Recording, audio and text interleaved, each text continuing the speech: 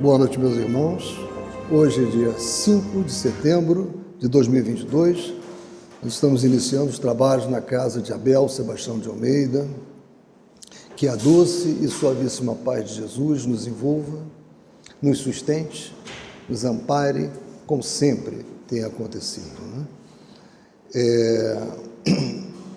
Eu gostaria, antes de nós lermos a nossa página preparatória para os trabalhos, de lembrar, mais uma vez, que não deixem de fazer o cadastro mediante o site do SEASA, né? Mesmo aqueles que já frequentam a nossa casa há muito tempo, que já pagam suas contribuições, ou aqueles que mesmo não pagam contribuições, mas são frequentadores da nossa casa, todos que aqui vêm com regularidade, são associados da casa de Abel Sebastião de Almeida, né? Associado não é só aquele que paga uma mensalidade, não, aqui nós não temos essa vinculação, né? Uma das características nossas, inclusive a disposição estatutária, é que para ser associado da nossa casa você não precisa necessariamente pagar. Agora, nós precisamos conhecer, precisamos ter um controle de todos vocês, não é? E as nossas fichas antigas de cadastro foram perdidas, umas poucas que sobraram não são suficientes para nós atualizarmos, né? Tivemos problemas com traça, cupim, enfim, e hoje com os recursos que nós dispomos, com o site ali à disposição, é muito fácil, é entrar e fazer o cadastro via site. Vocês podem fazer até colocando o celular perto do QR Code, que vai facilitar muito. Então não deixem de fazer, é muito importante. Nós teremos uma Assembleia Geral Ordinária no dia 10 de outubro, que é para aprovação de contas desse exercício e para a eleição da nova chapa, da nova diretoria para o quadriênio, né, de 2023 a 2026, né, para aqueles novos que não estão há muito tempo na nossa casa. Não, é que começa de 23, inclusive, né, aí vai até 26. Então, o mandato é de 4 anos, né? Então, dia 10 de outubro. Nós precisamos, dia 10 de outubro, ter uma relação dos presentes. Seria muito bacana que a gente pudesse já extrair isso do nosso site, né? Porque vai ser uma assembleia, vai ter... né? Todos serão convocados formalmente. Então, isso é muito bacana. Gostaríamos também de poder levar para vocês o nosso boletim informativo, encaminhar para vocês o boletim informativo pelo e-mail, né? Ou até em alguns casos excepcionais, né? Até para a própria residência. Isso não é o objetivo. O objetivo é disponibilizar no site e encaminhar por e-mail, né? Então vocês vão conhecer em primeira mão. É muito importante para nós chegarmos até cada um. A nossa casa está fazendo muita coisa e às vezes a pessoa vem aqui e não tem tempo, às vezes não tem tempo de conversar, né? Mas se você recebe já um informativo no seu e-mail, ou então uma comunicação pelo WhatsApp, você fica atualizado. Mesmo que você não tenha podido conversar, você fica atualizado sobre as mudanças da nossa casa. E para esse próximo quadriênio, nós teremos muitas mudanças, temos assim, certeza disso. E principalmente a nossa casa vem provocando mudanças, vem fazendo mudanças, né, em várias áreas. A área financeira era uma área que precisava muito de mudança, foi feita. Essa área da web SEASA, nós não tínhamos, fizemos. E agora nós vamos dar uma dinâmica forte na área de mediunidade, de estudo da mediunidade, de desenvolvimento da mediunidade. Vamos criar uma escola de médiuns, né? Então, muitas coisas a gente pretende fazer acontecer.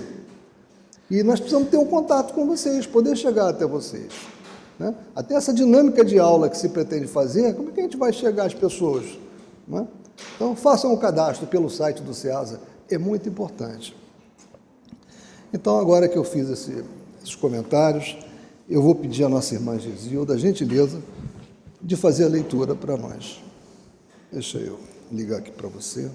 Aqui, Gisilda. Deixa eu desligar o meu, senão vai reverberar com o teu aí.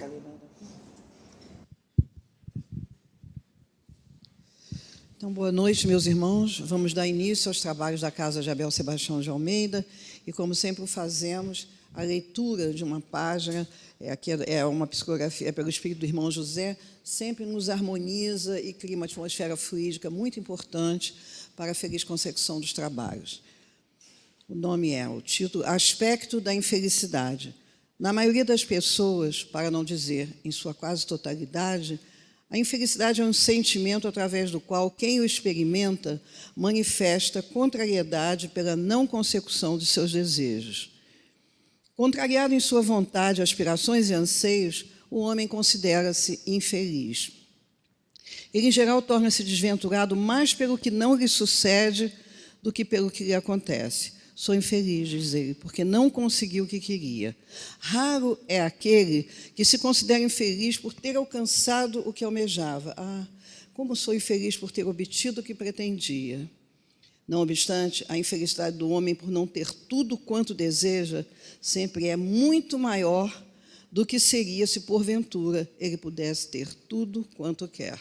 Muito interessante essa página, né? Assim, o foco no que significa realmente a gente obter um pouco de paz e felicidade. Onde é que está isso, né? Então, esse é dentro do livro Amai-vos uns aos outros, pelo Espírito do Irmão José, a psicografia do Carlos Bacelli. Então, vamos dar início aos trabalhos. Quarta-feira, feriado.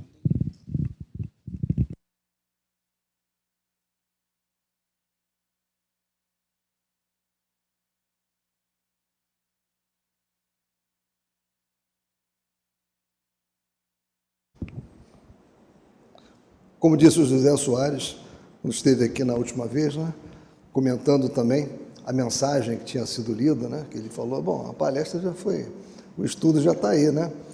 E a gente acaba vendo isso o tempo todo, né? A essência já está aí. Então, antes de nós entrarmos no estudo, quero lembrar também, eu esqueci antes de falar que quarta-feira é feriado nacional e nós não teremos atividade na nossa casa. Então, nós vamos estudar hoje, dando continuidade ao Evangelho, o item 24 do capítulo 5. Bem-aventurados os aflitos, que é o capítulo, né? E esse item 24 fala da desgraça real. Né? E ele já nos concita, né? Quando o Espírito coloca esse título, a desgraça real, é porque existe algo que é imaginário. Existe algo que não é real, apesar de ter uma aparência de real. Né? O título já nos concita a pensar nisso. Uma desgraça que não é real. Então, a proposta foi fazer uma introdução a esse tema para tratar dessa dualidade do real e do imaginário, que é muito comum para nós, né? Principalmente quando nós estamos sofrendo, e esse capítulo, né, fala muito disso, né, do sofrimento, sobre diversos aspectos. Então, quando nós estamos sofrendo, nós acabamos olhando apenas um aspecto da questão que nos envolve. É onde dói mais. Né? E todas as nossas conclusões e avaliações são em função disso, é onde nos dói mais. Todos os problemas viram prego e as únicas soluções são martelo. Né? E, na verdade, a vida não é assim. Então, eu trouxe para vocês uma discussão filosófica que foi muito bem trabalhada por Platão. Platão, filósofo antigo, né? Platão, Sócrates e Aristóteles, na verdade, fazem um tripé, né, de sustentação filosófica do Ocidente, né, do pensamento ocidental. Platão foi um discípulo de Sócrates. Sócrates era um excelente dialogador. Platão, ele era um excelente escritor. E Aristóteles, ele gostava de tudo, pesquisava tudo interessava a Aristóteles. Platão gostava de analisar todos os aspectos pela forma, pela modelagem do problema. Aristóteles, ele já gostava de ver as minúcias para tentar concluir sobre aquele assunto. E Platão, como sempre gostou desse tema, né, aparência e realidade, ele criou um mito, o mito da caverna. uma história que trata do mito da caverna. Muitos aqui podem já ter conhecido, muitos outros ainda não conheceram. É muito usado esse mito da caverna nos cursos de Direito, né? Logo no início que o aluno entra no curso de Direito, ele é apresentado, entre outras coisas, a esse mito da caverna, né? Para que ele passe a ter muita atenção com relação a essa dualidade, aparência e realidade. Então, a maioria de nós confunde aparências com realidade. Aí eu já estou trazendo para vocês o pensamento de Platão. Pensamos que entendemos, mas não entendemos. Platão acreditava que somente os filósofos entendem como o mundo verdadeiramente é. Em vez de confiar nos sentidos, eles descobrem a natureza da realidade pelo pensamento, né? Ele modelava tudo, ele procurava encontrar a verdade das coisas através de modelos mentais. Para defender isso, Platão descreve uma caverna. Nessa caverna imaginária, há pessoas acorrentadas e viradas para uma parede. Diante delas, as pessoas veem sombras trêmulas que acreditam corresponder às coisas reais, mas não são. O que vem são sombras projetadas por objetos conduzidos na frente de uma fogueira que ficava atrás. Então, essas pessoas estavam acorrentadas, presas no muro, né? Não conseguiam ver o que estava atrás delas. Atrás delas havia uma fogueira grande, né? E entre esse muro e a fogueira, pessoas passavam por ali, objetos, faziam movimentos, né? E aquelas criaturas acorrentadas viam nas sombras seres fantasmagóricos, coisas terríveis, né? Para eles era a realidade aquilo ali. O que estava atrás era exatamente aquilo que eles estavam vendo lá nas sombras. Perceberam? Continuando. Então, aqui vocês podem ver, nesse diagrama da esquerda, né, exatamente o que eu falei. As pessoas acorrentadas, né, e vendo situações que não correspondiam à realidade, só que para elas era a realidade. Até que uma determinada dessas pessoas conseguiu sair da corrente. Saiu da corrente, né, ultrapassou aquela fogueira, identificou o que era aquilo, saiu da caverna, descobriu um mundo todo diferente ali e tentou voltar. Tentou voltar para comunicar àquelas pessoas o que era a realidade. E isso foi a coisa mais difícil dela conseguir convencer aquelas pessoas. Vocês veem também na foto de baixo, na gravura de baixo, isso que nós estamos falando, né? Como é que a forma que é apresentada, às vezes, dá uma ideia de uma realidade que não existe, mas parece ser uma realidade. Eu não sei se vocês assistiram, muitos aqui, talvez a maioria, tenham assistido Matrix. É um dos filmes que eu mais gosto, principalmente o primeiro filme de Matrix, né? E o filme de Matrix é um filme de ficção científica, mas ele trabalha o tempo todo com essa dualidade do que é real e do que é imaginário. O tempo todo. Tanto que as pessoas se confundem, se eles estão no mundo real ou estão no mundo imaginário. Essa parte de baixo, quando esse outro artista aqui, esse bem-vindo ao mundo real, é uma frase que esse artista fala em determinado momento do filme, né? Essa questão do que era real e o que não era real. Eu não vou falar muito sobre os detalhes do filme, primeiro que não é o escopo aqui do nosso estudo. E segundo, para quem não viu, né, eu vou estar antecipando e vai perder o interesse. Para quem não viu, sugiro que assistam. E vocês podem ver que a caverna moderna pode ser considerada essa televisão, né? Quer dizer, muitas das vezes, se nós não prestarmos bastante atenção, aquilo que nos chega com uma aparência de real não tem nada. Aquilo foi algo construído, tanto que se construiu uma expressão chamada realidade virtual. Não é? Todos nós já escutamos isso. Se nós pararmos para imaginar realidade virtual, é antagônico, né? Porque se é realidade não pode ser virtual. Como é que é realidade e ao mesmo tempo é virtual? Né? Porque virtual é o que seria imaginário. Porque cria-se com o ambiente de internet, né, uma realidade, uma falsa realidade, e ela é tão bem construída que, se nós não estivermos muito atentos, nós vamos achar que aquilo realmente é a realidade, e o que é a realidade é o imaginário. Parece meio complicado, mas a nossa vida cada vez mais está envolvida com essa questão do real e do imaginário, mais do que nós podemos, assim, às vezes, pensar. Então, voltando, né, para a questão do Platão, então essas pessoas passaram a vida inteira, e aí já é Platão, né, pensando que as sombras projetadas na parede são um mundo real.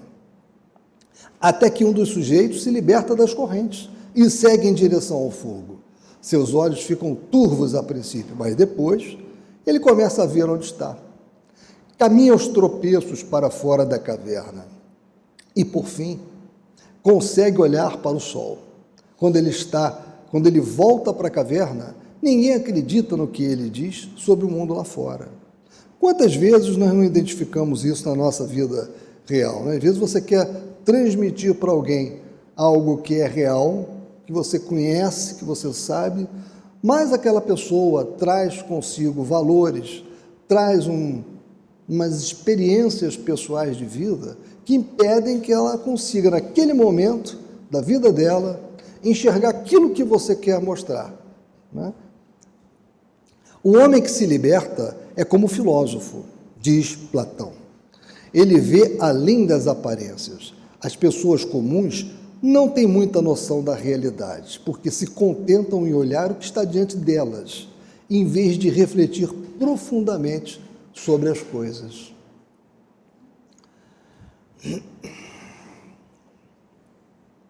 Contudo, as aparências são enganadoras. O que vem são sombras, não a realidade. Essa história da caverna está ligada ao que ficaria conhecido como a teoria platônica das formas, né? A fonte desse texto, que é um texto bem conciso sobre a teoria, sobre essa teoria de Platão, está nessa obra Uma Breve História da Filosofia. Recomendo para quem gosta de filosofia e quer ter um acesso rápido a conteúdos filosóficos, porque ela é bem abrangente e, ao mesmo tempo, ela é bastante concisa. Agora, vamos falar da desgraça real. Mas sempre temos que ter um porém, né? Antes, vamos falar sobre felicidade também, porque a desgraça é uma infelicidade. Ninguém duvida sobre isso, quando ela realmente é uma desgraça, né? Então, antes de iniciarmos a leitura do texto intitulado Desgraça Real, é importante lembrarmos de importantes considerações sobre felicidade e infelicidade, contidas nas perguntas 921 e 922 do Livro dos Espíritos. Eu gosto muito dessas duas perguntas do Livro dos Espíritos. Costumo citar muito, né? Junto com algumas outras, mas eu acho que elas são importantes, porque os Espíritos tocaram nessa questão da felicidade. Porque muitos leem o Livro dos Espíritos e, às vezes, não lembram que os Espíritos trouxeram para nós uma medida do que é a felicidade. Se nós tivermos dúvida, existe uma medida da felicidade para nós que estamos encarnados num mundo tão difícil como esse? Existe. E nós encontramos isso nessas duas questões, nessas duas perguntas do Livro dos Espíritos. 921. A pergunta é: concebe-se que o homem será feliz na Terra quando a humanidade estiver transformada? Mas, enquanto isso se não verifica, poderá conseguir uma felicidade relativa? Respondem os Espíritos. O homem é quase sempre o obreiro da sua própria infelicidade. Praticando a lei de Deus, a muitos males se forrará e proporcionará a si mesmo felicidade, tão grande quanto o comporte a sua existência grosseira. Aqui eles já nos anteciparam que eles vão colocar na próxima questão. Porque uma felicidade que seja tão grande quanto comporte a sua existência grosseira. A nossa felicidade tem limites.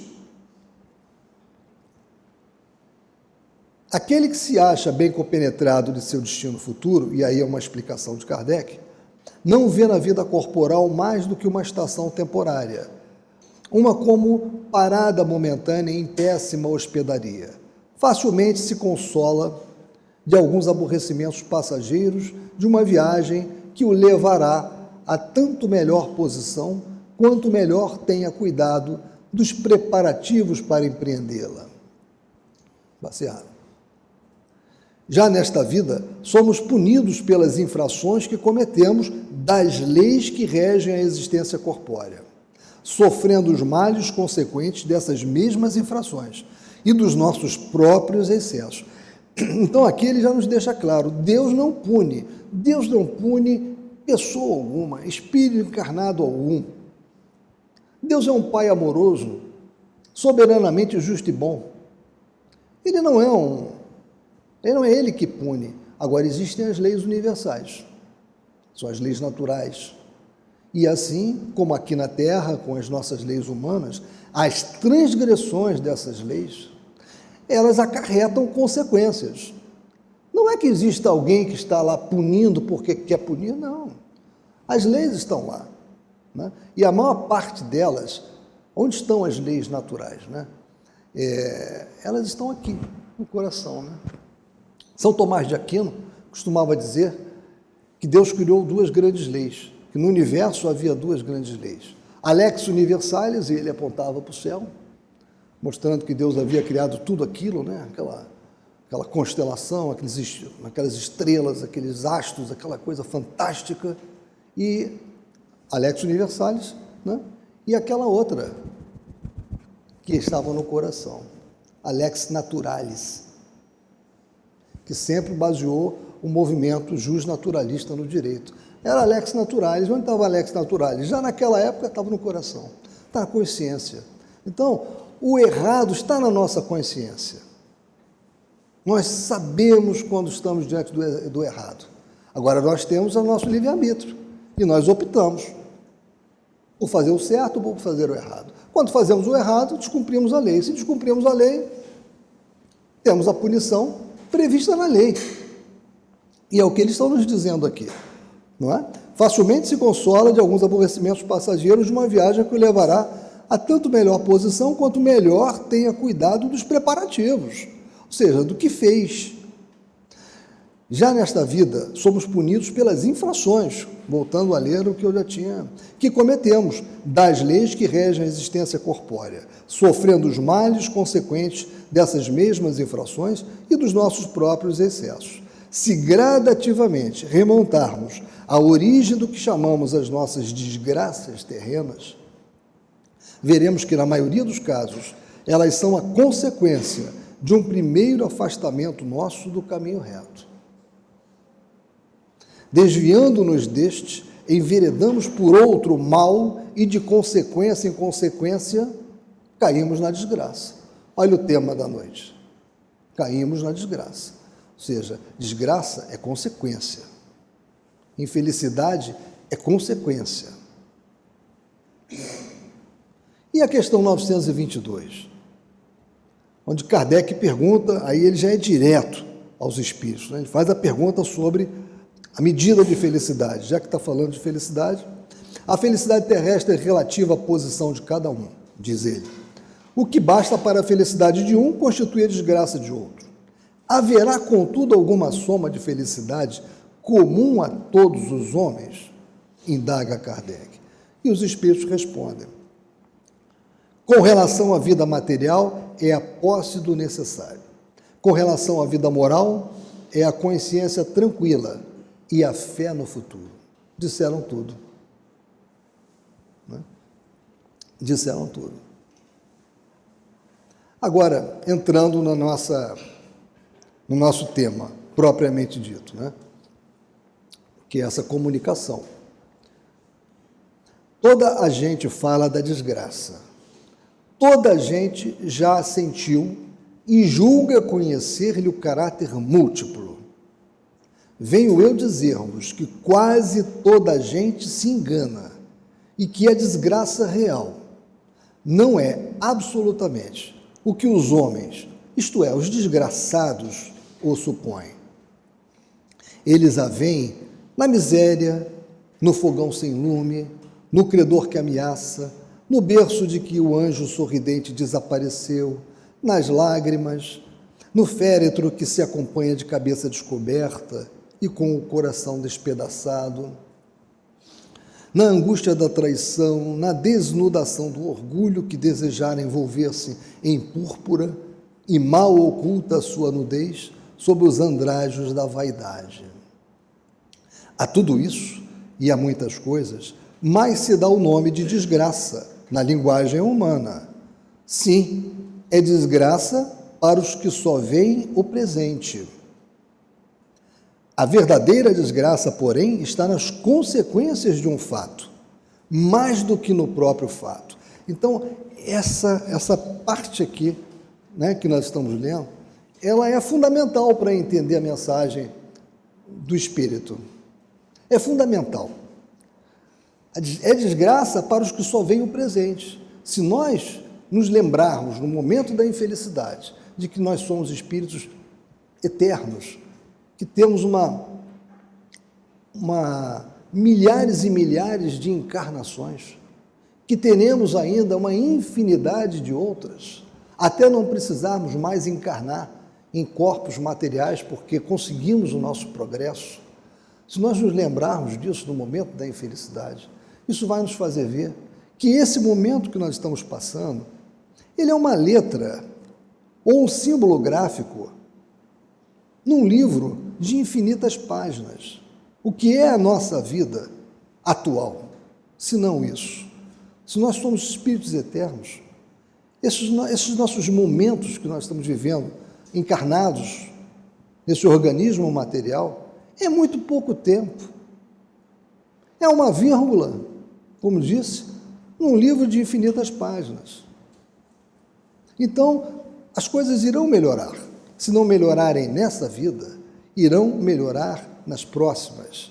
E outra coisa, nada está nos acontecendo por acaso, porque o acaso não existe. Nós já vimos que Deus não é um pai punidor. Então, existem leis universais. Nós temos o livre-arbítrio. E nós sabemos muito bem o que nós fazemos de errado. Não é? Ninguém melhor do que cada um de nós para saber aonde errou. O que deixou de fazer e poderia ter feito melhor. Né? Então, nós temos todos os elementos para podermos entender a dor, a nossa dor. E vemos que aquela desgraça, muitas das vezes, não é o que nós estamos achando. É aquele elemento que vai nos retificar. Ou ela é decorrente de uma decisão que fizemos nessa encarnação, e que é consequência, fato-consequência, ou ela é consequência de erros graves que já fizemos em outras encarnações, e que nós precisamos passar com isso. Por quê? Para pagar essa dívida, para pagar esse débito, para eliminar o montante que nós ainda temos de dívida. Então, não é aquilo que nós estamos achando, pelo contrário, ela é reparadora. Então, como está dito aqui, a verdadeira desgraça, porém, está nas consequências de um fato, mais do que no próprio fato. Dizei-me se um acontecimento considerado ditoso na ocasião, mas que acarreta consequências funestas, não é realmente mais desgraçado do que outro que a princípio causa viva contrariedade e acaba produzindo o bem. Dizei-me se a tempestade que vos arranca as árvores, mas que saneia o ar, dissipando os miasmas insalubres, que causariam a morte, não é antes uma felicidade do que uma infelicidade. A minha avó costumava usar uma expressão, eu acho que todos aqui conhecem bem, né, porque os mais antigos usavam muito, há males que vêm para o bem. Então eu me lembro quando eu era ainda garotinho, né, me chateava, a questão de bola, de pipa, tá, aquelas coisinhas de criança, ela sempre falava isso. Há males que vêm para o bem, amanhã será sempre um dia melhor. Então ela tinha sempre essa fala. Esse há males que vêm para o bem, o que ele traduz? Ele traduz, na essência, apesar de que se é mal, o que as pessoas argumentam? Se é mal, não vem para o bem, mas é que é a aparência do mal, é a aparência da desgraça, é o que está ali, a desgraça real. e a desgraça imaginária. Nós estamos exatamente trabalhando essa dualidade, real e imaginário. Ah, eu machuquei o pé, ou me apareceu um nódulo, poxa, que preocupante, estou com um problema nos rins. Mas vem cá, às vezes eu precisei passar mesmo por isso. Normalmente é assim que acontece. Se eu passei uma vida sem ingerir álcool, mantendo uma frugalidade alimentar, mantendo cuidados, e começo a ter um problema renal, um problema no fígado, que é muito compatível com quem bebe, ingere muito álcool, eu tenho que olhar para o passado. O passado tem muito a revelar. Que passado é esse? Não é o meu passado encarnado agora, não. É o meu passado de encarnações anteriores.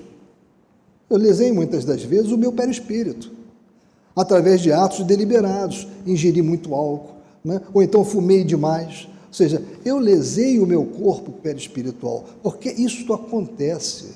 Nós temos uma matriz antes de encarnarmos, que é a matriz perispiritual. Então, o espírito, antes de encarnar, ele se miniaturiza, né? Ele precisa da miniaturização. E ele carrega consigo o perispírito, que é o modelo organizador biológico. É esse perispírito que vai dar a conformação que nós temos, né? E ele traz nele os nossos organismos. Nós temos lá um coração perispiritual, um fígado perispiritual, um rim perispiritual. Enfim, nós temos o modelo nosso biológico, ele está lá no perispírito. Então, quando nós lesamos o nosso soma, né, o nosso órgão aqui, não estamos lesando só esse órgão. Nós estamos provocando um impacto muito sério no nosso perispírito. E nós não podemos esquecer o seguinte: quando nós desencarnarmos, nós vamos levar esse perispírito. Essas lesões estarão marcadas nele, né? E nós teremos que responder por isso, porque nós respondemos por tudo que fizemos de errado nesse corpo de carne, fizemos por nossa deliberação própria e, por consequência, no perispírito. Então, muitas vezes, o sofrimento, o que é? É isso. Estamos pagando o débito do passado.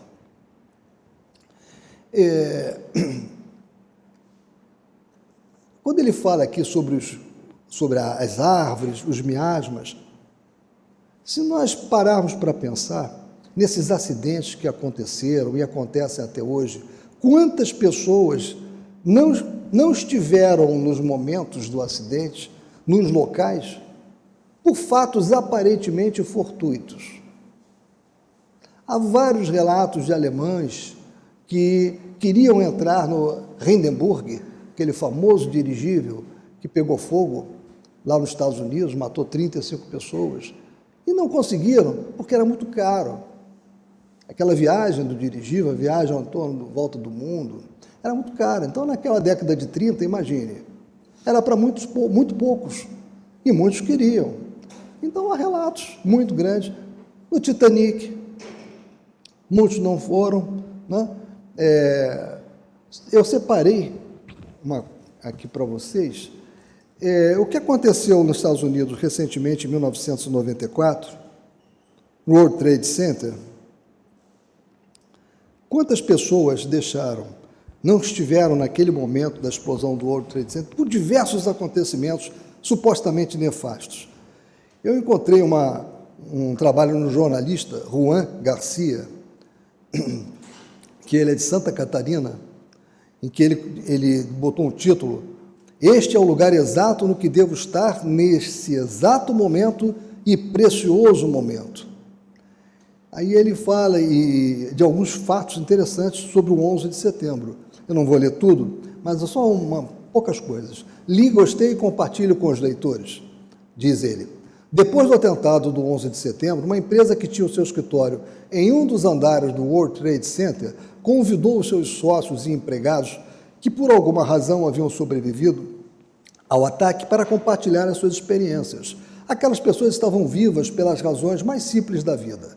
Eram pequenos detalhes, como esses. O diretor de uma empresa, o diretor de uma pequena empresa, chegou tarde, porque foi participar de uma reunião na escola do seu filho. Uma mulher se atrasou porque o seu despertador não alarmou a tempo. Outro funcionário havia se atrasado porque pegou um caminho diferente, a fim de chegar mais rápido e acabou atolado em um engarrafamento, coisa que nós estamos super acostumados, né? Pois havia acontecido um acidente na rodovia que havia pegado. Outro funcionário perdeu o ônibus. Uma funcionária foi atingida, como está aqui, por um cocô de pombo. Precisou voltar para se trocar, o que ela não deve ter falado, né? O que ela não deve ter ficado chateada com aquela situação. E ele vai por aqui. Vários fatos assim interessantes do dia a dia que deixam as pessoas muito chateadas, muito nervosas, e que muitas das vezes era exatamente para que ela não fosse, não era para ela estar ali. Aquele sofrimento ela não tinha que passar. Então, cada um de nós, talvez aqui alguns tenham até coisas muito mais enriquecedoras, experiências próprias ou de parentes e amigos, né, que tiveram essa chamada desgraça que acabou se tornando o que ela precisava para não se acidentar, para não perder a vida física. Então, continuando, para julgarmos de qualquer coisa, precisamos ver-lhe as consequências. Assim, para bem apreciarmos o que em realidade é ditoso ou inditoso para o homem, precisamos transportar-nos para além desta vida, porque é lá que as consequências se fazem sentir. Ora, tudo que se chama infelicidade, segundo as acanhadas vistas humanas, cessa com a vida corporal e encontra a sua compensação na vida futura. Vou revelar-vos a infelicidade sob uma nova forma, sob a forma bela e florida, que acolheis e desejais com todas as veras de vossas almas iludidas. A infelicidade é a alegria, é o prazer, é o tumulto, é a vã agitação, é a satisfação louca da vaidade, que fazem calar a consciência, que comprimem a ação do pensamento, que atordoam um homem com relação ao seu futuro. A infelicidade é o ópio do esquecimento que ardentemente procurais conseguir. Ou seja, ele está nos mostrando exatamente aquela questão das consequências. Ou seja, buscando coisas tão efêmeras, muitas vezes, e quase sempre, muito nocivas, se não são nocivas para o nosso organismo nesse momento, são nocivas mais adiante, nós acabamos pensando que estamos na felicidade, mas estamos exatamente construindo a dita infelicidade. Esperai vós que chorais, tremei vós que rides, pois que o vosso corpo está satisfeito. A Deus não se engana, não se foge ao destino, e as provações, credoras mais impiedosas do que a matilha que a miséria desencadeia, vos espreitam o repouso ilusório para vos imergir de súbito na agonia da verdadeira infelicidade, daquela que surpreende a alma amolentada pela indiferença e pelo egoísmo. Ou seja, então ele está nos mostrando aqui como é fácil pegar esta alma que está amolentada pela indiferença e pelo egoísmo. Ele está nos mostrando sobre a necessidade do trabalho. Né? Sem precisar falar nisso, ele está nos falando, está nos dando essa informação. Nós precisamos incessantemente trabalhar pelo bem do próximo, estarmos de alguma forma conectados com algum ato de caridade, com alguma ação de caridade, com alguma ação no bem. Não necessariamente nós temos que entregar uma bolsa de quilo para alguém, não necessariamente nós temos que tirar dinheiro do bolso e entregar para alguém. Muitas vezes essa caridade que nós tanto precisamos fazer é aquele parente que está acamado, que muitas das vezes está na nossa residência, que está numa outra residência, é aquele amigo que está precisando de uma palavra de conforto, perdeu o emprego, está desesperado, pronto para fazer algum ato deslocado. Ou seja, darmos o nosso tempo, ouvirmos, darmos uma palavra de consolo, isso é caridade. Estudarmos e transmitirmos a doutrina espírita também é caridade. Não pensemos que não é, também é caridade. Levar a palavra, levar a mensagem de Cristo, né? Que nós temos toda essa mensagem na doutrina espírita, levar esta mensagem é caridade também. Há muitas formas de fazermos a caridade. Isso é trabalho. Então, isso é nós não ficarmos na indiferença, né? E travados pelo egoísmo. Porque se alguém que está conosco, alguém que conhecemos, alguém que passa perto, precisa de nós, nós não podemos esquecer. Nós também precisamos de alguém. Todos nós, sem qualquer sombra de dúvida. Se alguém aqui disser que não precisa de alguém, precisa rever as suas posições. Então, se alguém precisa de ti, também precisa de alguém. E como disse André Luiz, dar será sempre a melhor forma de receber. Então, é assim que nós vamos nos proteger dessa dita desgraça, dessa dita infelicidade. Continuando, que, pois, o Espiritismo vos esclareça e recoloque para vós, sob verdadeiros prismas, a verdade e o erro, tão singularmente deformados pela vossa cegueira. Agireis, então, como bravos soldados, que, longe de fugirem ao perigo, preferem as lutas dos combates arriscados, a paz que lhes não pode dar glória, nem promoção. Que importa ao soldado perder na refrega armas, bagagens e uniforme, desde que saia vencedor e com glória. Que importa ao que tem fé no futuro deixar no campo de batalha da vida a riqueza e o manto de carne, contanto que sua alma entre gloriosa no reino celeste. Essa é uma mensagem de Delfina de Girardin. Foi colhida em Paris, em 1861. Então, você veja que ela termina falando na fé do futuro.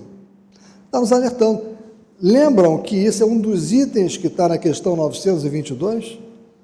A felicidade, sob o aspecto material, é a posse do necessário.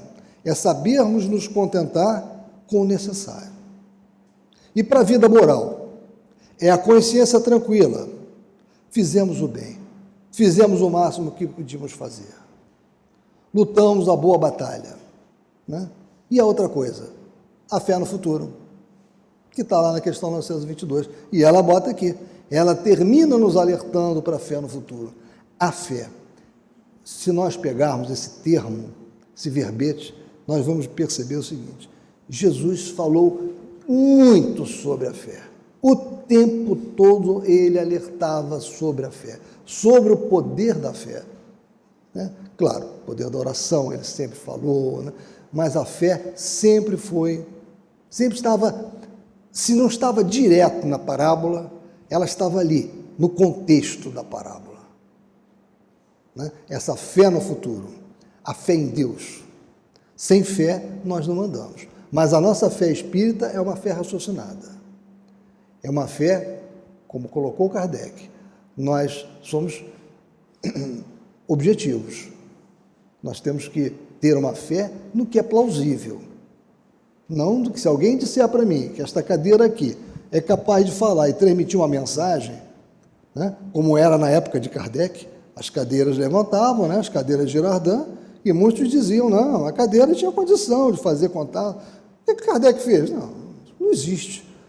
Alguma coisa está por trás disso, e foi isso que acabou gerando todo essa construção doutrinária que é a doutrina espírita, através das investigações de um homem pesquisador, que se formou no Instituto Pestalozziano, um professor, e que não aceitou. A fé com ele tinha que ser uma fé raciocinada, e ele descobriu o que estava por trás daquilo, né? Os espíritos.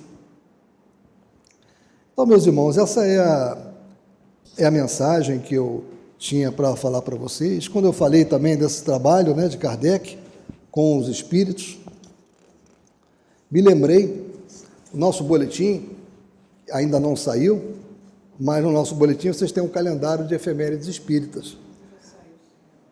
Mas já foi divulgado? Eu acho que não foi divulgado para todos, não. No dia 3 de setembro de 2007, desencarnou José Martins Peralva. No dia 2, antes dele, desencarnou Alberto de Rochat, um grande estudioso sobre os fenômenos espíritas, né? Trouxe um legado muito grande. No dia 5, desencarnou, de 1892, o escritor William Station Moses, em Londres. E no dia 5 também, só que de 1890, desencarnou Lea Fox, uma das médiuns envolvidas nos fenômenos de Hydesville, ocorridos, né, lá nos Estados Unidos. E esses fenômenos foram muito importantes também. Né? Vocês podem ver que a data, ela desencarnou em 1890. Ou seja, o Livro dos Espíritos é de 1857. Nós estávamos ainda naquele creptar de investigações, né? E aquelas irmãs Fox foram muito importantes, né, em todo esse trabalho também. Né?